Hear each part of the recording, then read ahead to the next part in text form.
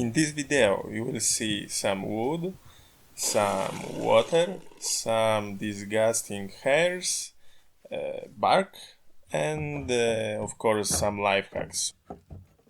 This is wood for my project. This is an oak, very old one. I have it from the shed from my grandfather. It has more than 10 years, I think. It is a pretty good wood because it is durable, very dense, and it will look very good.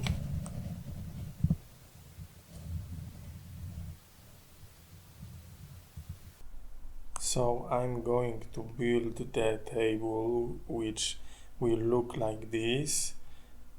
Here will be about 3 meters and it will have 2 legs, one here and one here, but such legs won't hold the weight of the table, so I will have to make some reinforcements like this, and that's all. And all of this will be pretty heavy. As you can see, the wood is very bumpy, so the first thing I have to do is to make it smoother and remove all those ugly, dirty surface.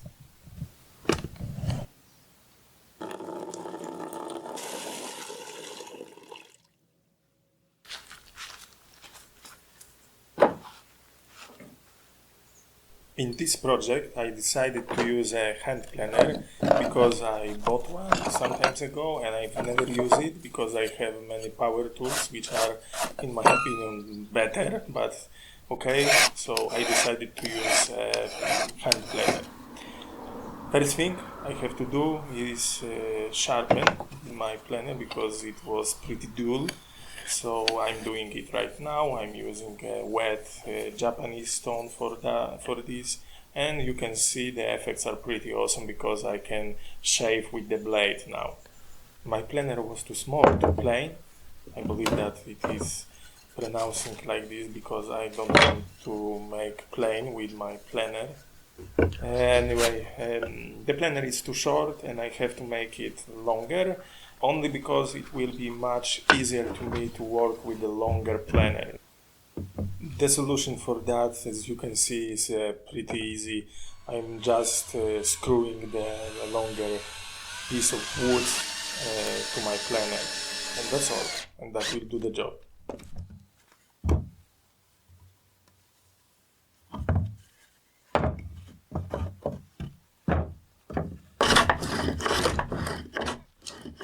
Now you can see how I'm working with my hand planner, but in fact, really what I'm doing, I'm regretting my decision because it was very hard to do and it takes me a lot of time to learn how to work with the planner, but finally I managed to make all the surface flat. But it is my tip for everyone. If you want to use a planner, rethink your idea twice or maybe 6 times because it is really, really hard to work with the planner.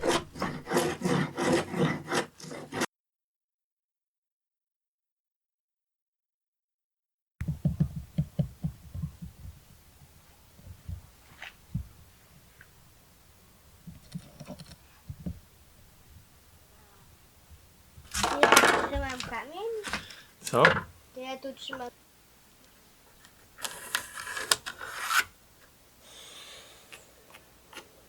I had another stupid idea to cut my piece of wood with a handsaw.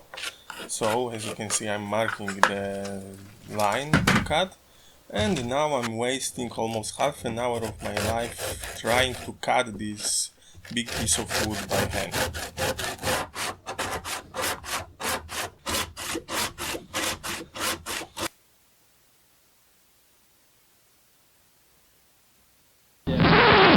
Okay, I gave up.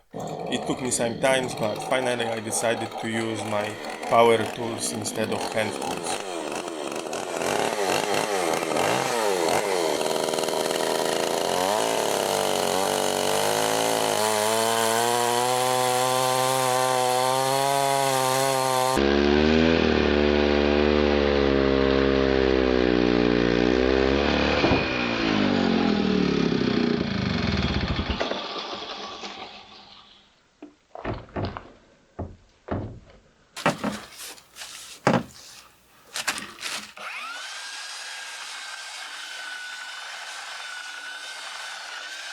My playing with the hand planer leave a lot of small scratches, so I have to use sandpaper to remove them and to make the surface really smooth.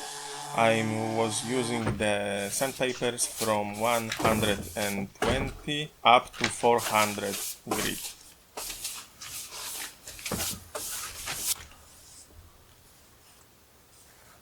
Because I was working outside and the light was from every direction, I have to make a closer look and mark all the scratches which I've missed during the sanding. So now I'm doing that and then I will sand it again.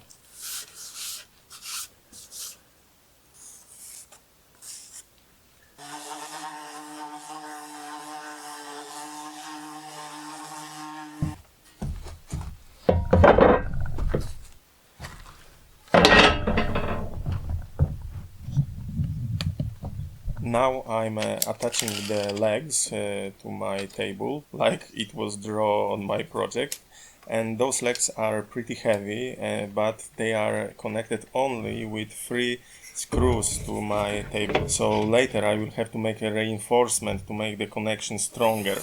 And here is a tip for you. In such connections, don't use leg screws because they are too weak and they will break. They will definitely broke, so use the golden ones. I don't remember the English name of the metal for the golden ones, but they are a lot of stronger and they will hold the legs in the future.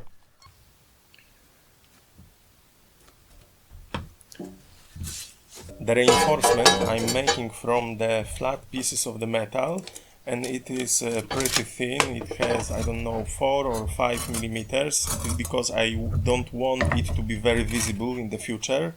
And I'm bending it to the right shape and then cutting to the right dimension.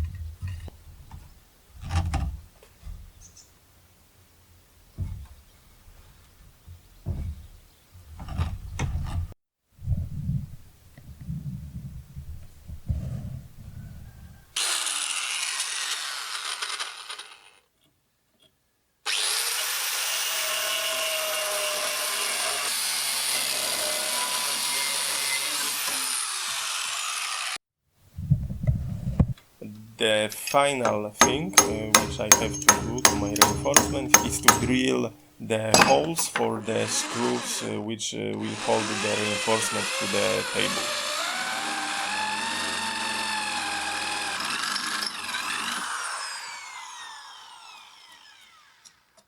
I'm using pretty big screws because they have 12 millimeters in diameter, and if you are worried if such reinforcement is strong, I assure you that it is pretty strong. I've even made a test when I finished and I stood on the table and it holds me easily without any additional wobbling.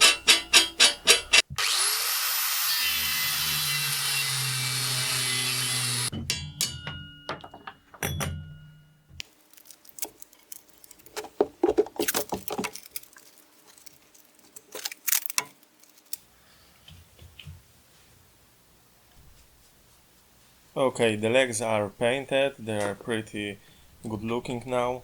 So now it's time to do something with the bark. I decided to leave the bark on the table because it looks amazing, at least in my opinion. But as you can see, there were some spots where the bark was falling from the wood, so I have to glue it.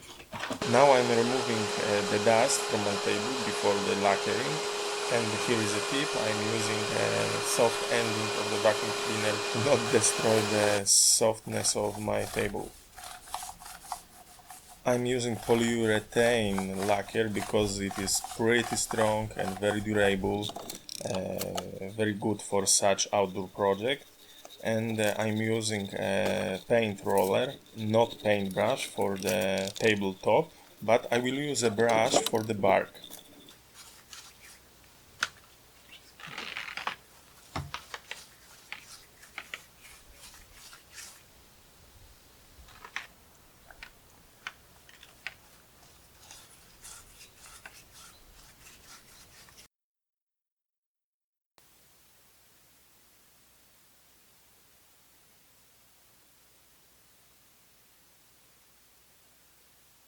If you want to have a really flat surface of the lacquer, you have to sand between putting the next coat.